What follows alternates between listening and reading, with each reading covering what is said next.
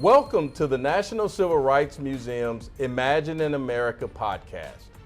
I am your host and museum president, Dr. Russ Wigginton. Today's episode is on change agents, blueprints for the front line, and our guest is civil rights icon, Joan Trumpauer Mullholand. There were a few key episodes during the modern civil rights movement in which Joan Trumpauer was not involved. As a Caucasian woman, she risked more than a privileged status, but also her life alongside her black comrades in the struggle. By age 23, she had participated in over 50 demonstrations, including sit-ins, freedom rides, the March on Washington, and voter registration campaigns. Books and documentaries chronicle her devotion to fighting racial hatred. She has been honored for her courage globally and is one of the museum's 2015 Freedom Award honorees. We are thrilled to share the wisdom and insight of the legendary Joan Trumpauer Mullholand. Miss Mullholand, thank you so much for being here. Well, thank you for inviting me. I have to begin by asking, what were you thinking as a young woman to step into uncomfortable and potentially unsafe spaces? Well, I was thinking about the lessons we learned in Sunday school. Love thy neighbor as thyself, and do unto others as you would have them do unto you. And you got to act on your beliefs. Wow. Simple but so complex. How did those beliefs influence your decisions to where you went to college and how you engaged in college and how you just navigated the community?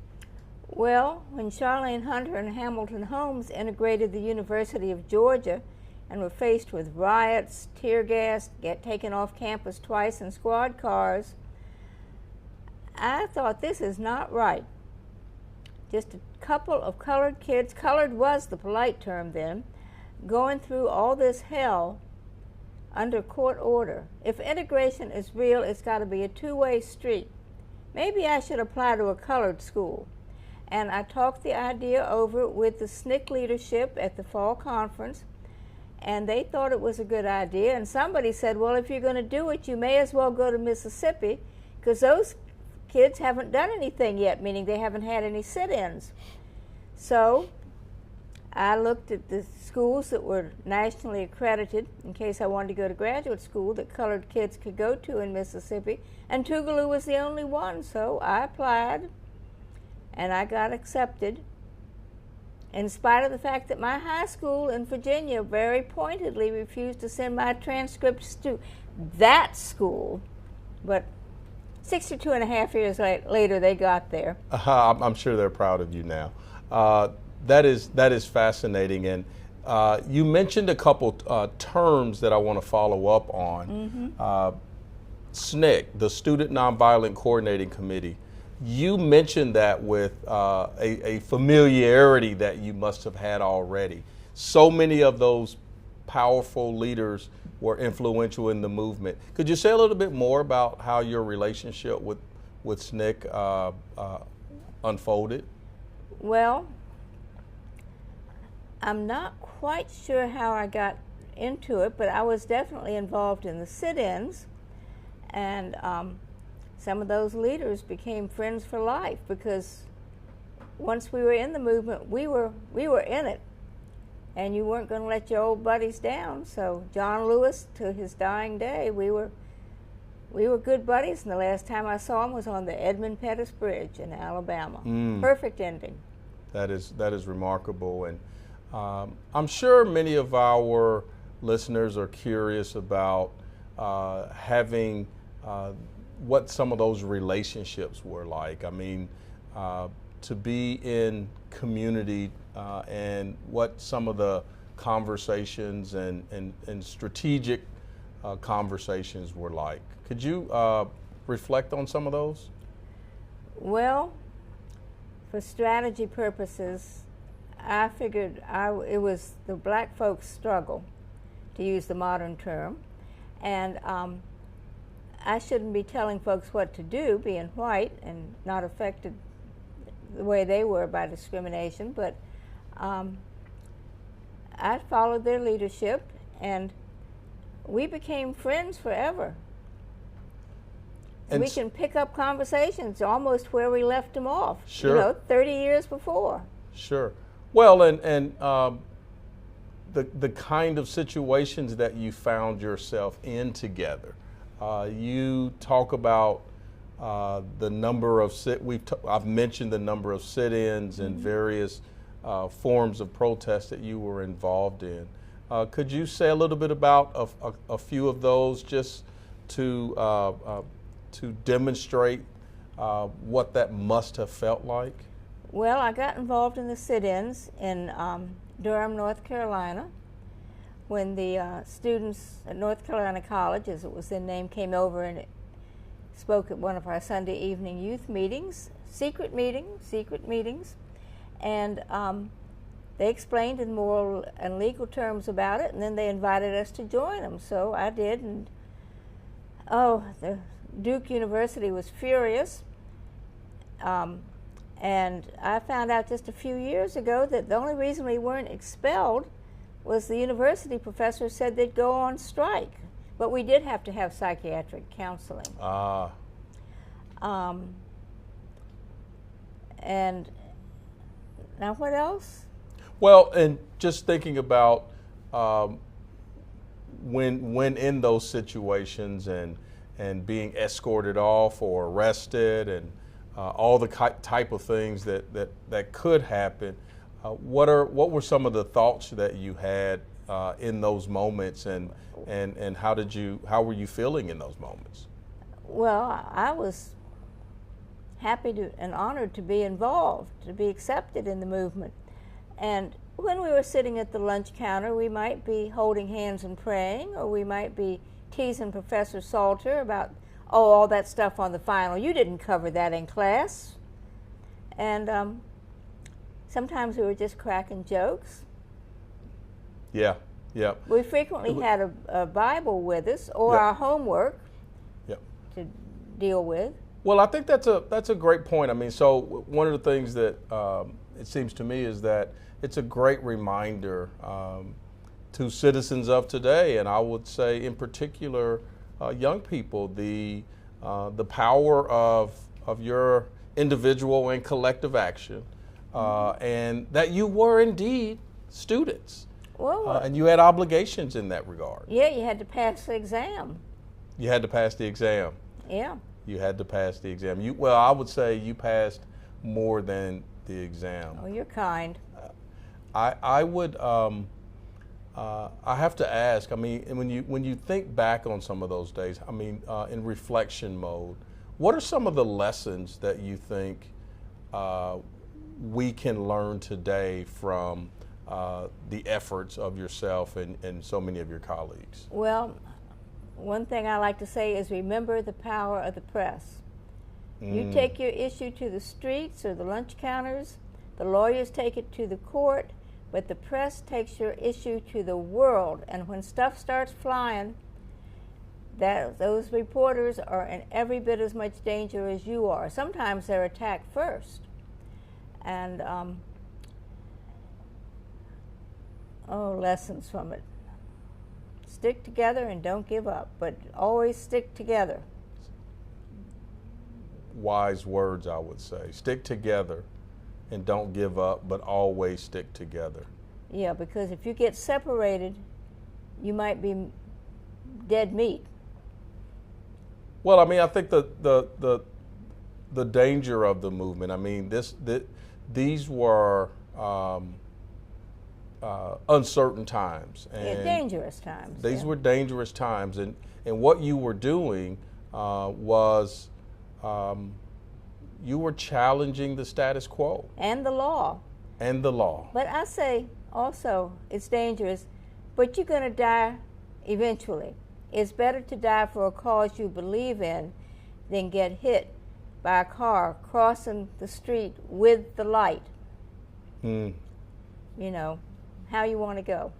So do you think, when you think about your friends who were not necessarily as involved or as deeply engaged in the movement as you were, what were some of those conversations like as people found their own respective way, if you will, to fight for civil and human rights and social justice? Well, when I was at Duke University, there were students slipping us money when we got out of jail. They were afraid to get involved because their daddies could lose their jobs in the South. And I say for everybody on the front lines, there's got to be somebody having their back, whether it's driving the car, just mingling with the crowd, witnessing, cooking meals, cleaning you up after you get back from the lunch counter. There's always got to be pretty much an equal number. No, that's a great point, and just thinking about the forms of support, if you will, and the breadth of people that we all need for support, and how those lessons are really important in today's world as we continue to seek justice for so many. Love mercy and walk humbly. Absolutely, absolutely. I want to circle back to your time at Tougaloo. Okay. What are some of the memorable experiences that you had on that wonderful campus down in Mississippi? Well, joining Delta Sigma Theta sorority. Okay. Being accepted in that. And people thought, oh, she went to, Duke University. She doesn't have to study like we do. But then one of my friends told me years later that when I saw you studying just as hard as the rest of us in the library every night, I knew you were for real. You weren't on your spring, your semester abroad lark. Yep. And I think also the fact that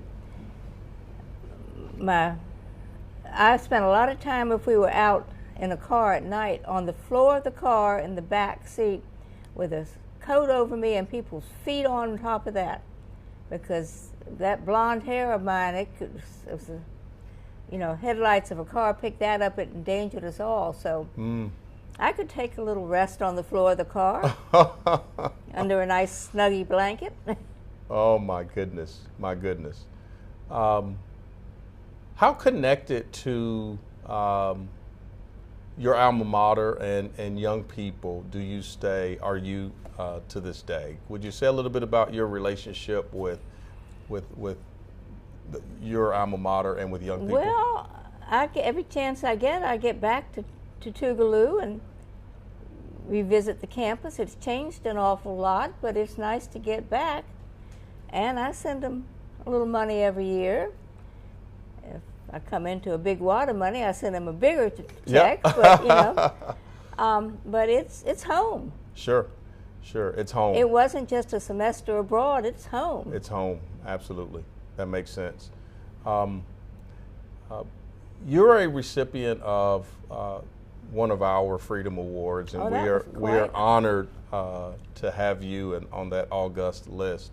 I'm honored to be there. Could you reflect on receiving that award and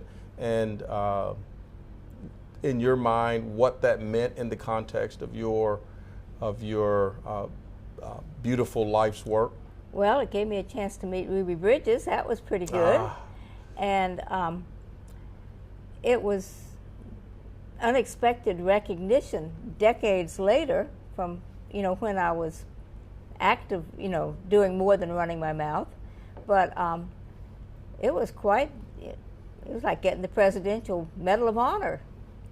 Well, we were honored to have you in our stead, and really appreciate all of your work over the years. Thank you.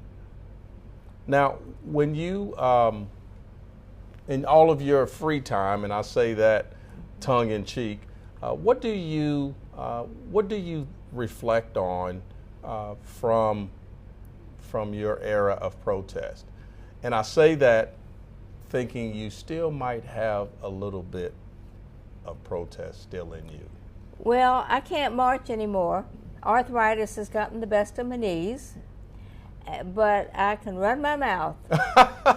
So my form of participation now is speaking and encouraging, whether it's the local elementary school or anywhere in the world, or right here with you. Absolutely. That's an honor too.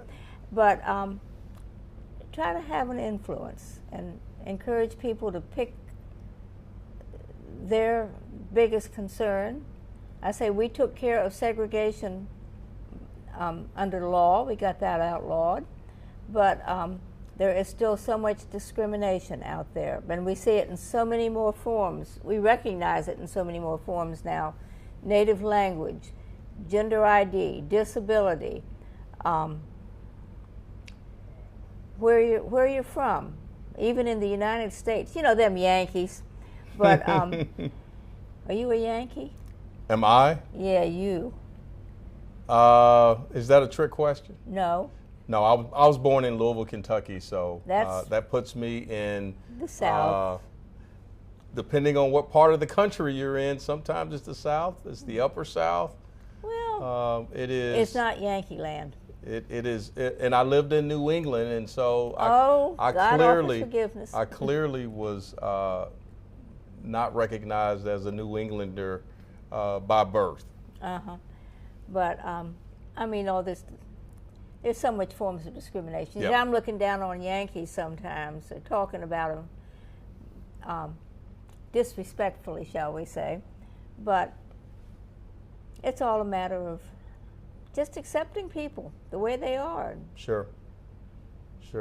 Well, I know it's valuable to have your experiences and your stories and your wisdom to be shared throughout schools and with young people in particular, and I hope they understand the privilege and benefit of being able to do that with you.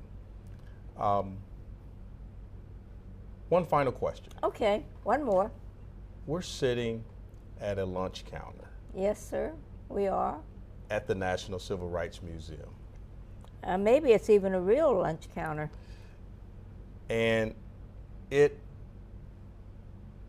for a lot of our visitors, seeing this lunch counter is striking.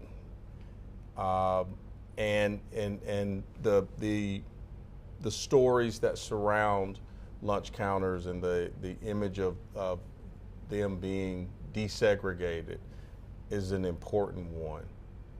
As someone who literally helped to do that, what do you associate with that at this point in your life? What do you think about when you imagine your role in desegregating lunch counters?